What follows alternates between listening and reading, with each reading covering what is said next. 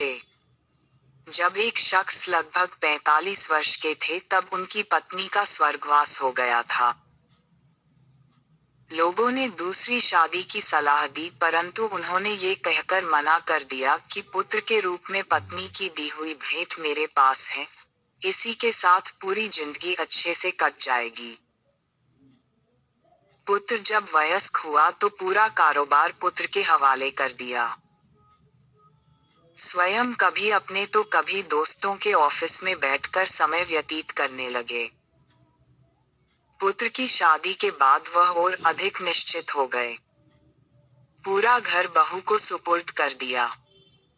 पुत्र की शादी के लगभग 1 वर्ष बाद दोपहर में खाना खा रहे थे। पुत्र भी लंच करने ऑफिस से आ गया था और हाथ मुंह धोकर खाना खाने की तैयारी कर रहा था। उसने सुना कि पिताजी ने बहू से खाने के साथ दही मांगा और बहू ने जवाब दिया कि आज घर में दही उपलब्ध नहीं है। खाना खाकर पिताजी ऑफिस चले गए। थोड़ी देर बाद पुत्र अपनी पत्नी के साथ खाना खाने बैठा। खाने में प्याला भरा हुआ दही भी था।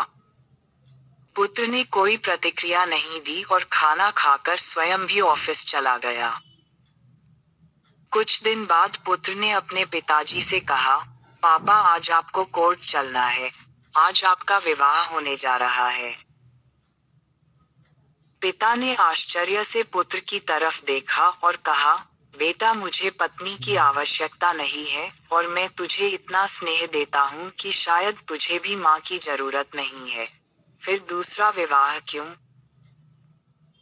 पुत्र ने कहा, पिताजी, न तो मैं अपने लिए माँ ला रहा हूँ न आपके लिए पत्नी। मैं तो केवल आपके लिए दही का इंतजाम कर रहा हूँ। कल से मैं किराए के मकान में आपकी बहू के साथ रहूंगा तथा आपके ऑफिस में एक कर्मचारी की तरह वेतन लूंगा ताकि आपकी बहू को दही की कीमत का पता चले। ठीक है।